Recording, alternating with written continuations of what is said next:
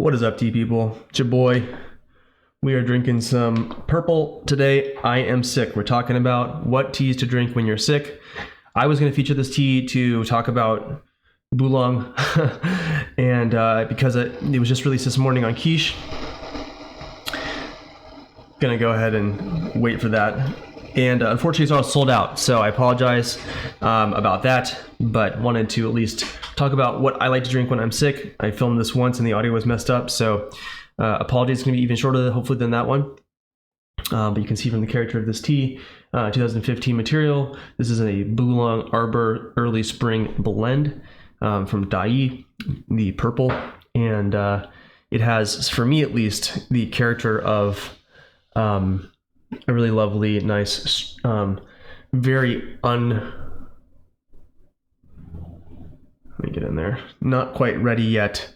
Bulang tea. I'm gonna go ahead and boil some water and be right back. Okay. And this is gonna be my fourth steeping here.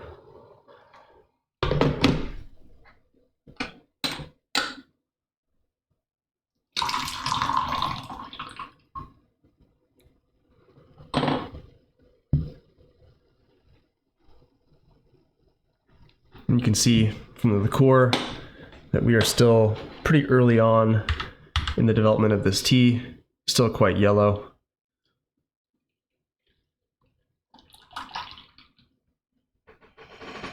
A lot of diesel and baking spices on the nose.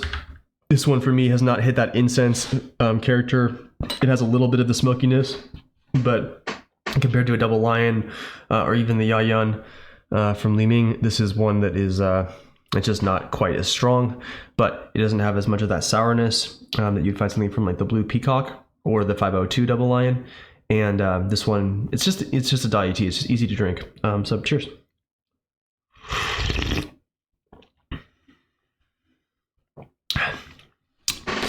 You know, I notice the bitterness in terms of the taste of it, but I'm really experiencing the mouthfeel of the bitterness, the kind of slight tightness on the jaw. This tea has quite a bit of diesel still, but that Dayi sugary sweetness on top really comes through. It's really lovely.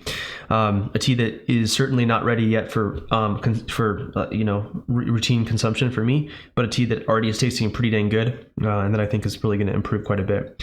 This for me is not going to get to the deep incense character of a 502 Double Lion or the smokiness of that tea, but instead it's just kind of more of a Dayi take on a Bulang tea. It's really clean, it's easy to drink, it's balanced, it's quite sweet. There's no funk.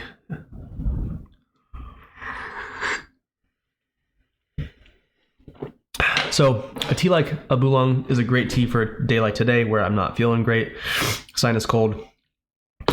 Want to just kind of like get something oily coating the back of the throat just from a therapy perspective. And I'm going to push this one a little bit. The first couple steepings had more of a barn character. The first two rinses were very strong fermented hay animal flavor or smell rather. Now it's getting into that kind of sweeter character. This definitely still is greener certainly than woody, and not even really incensey yet, but I think it'll get there. Noticing the astringency, feeling the good kind of sort of melting down the back of the throat a little bit. Really beautiful, brilliant.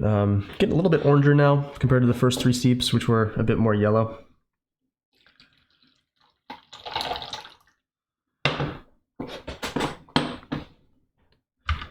And yeah, overall, a really tasty tea.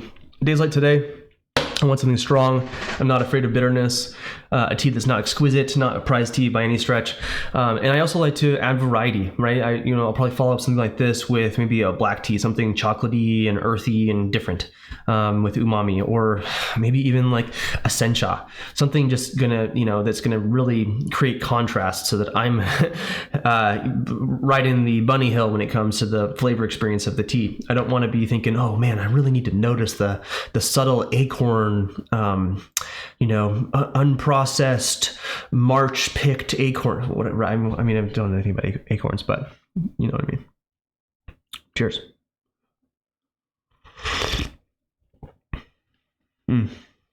Quite strong still, bitter. I'm noticing the bitter in kind of the back of the tongue, seeping down.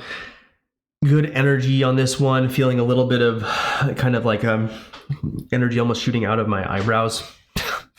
Strange, but really nice. Strong, fermented, young. A good tea that for a day like today where I really wanted to punch through my, compromised olfactory instrument, but also at the same time, one that's, pleasant. I can still taste the sweetness. It's nice. There's a little bit of the fruity plum thing from a classic Dayi that I enjoy. So I'm not just drinking like garbage.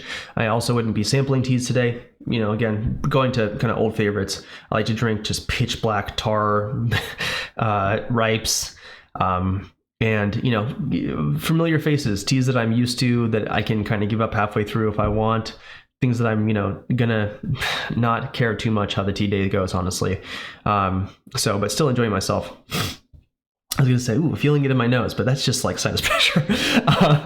So anyway, let me know in the comments what you guys are drinking when you're feeling a little bit under the weather. Every day is a good tea day in my book, unless maybe you're like vomiting. Probably shouldn't stop drinking tea at that point. And in general, actually, for days like today, I do tend to drink slightly less tea than I would normally. I want to make sure that my nervous system isn't too amped up.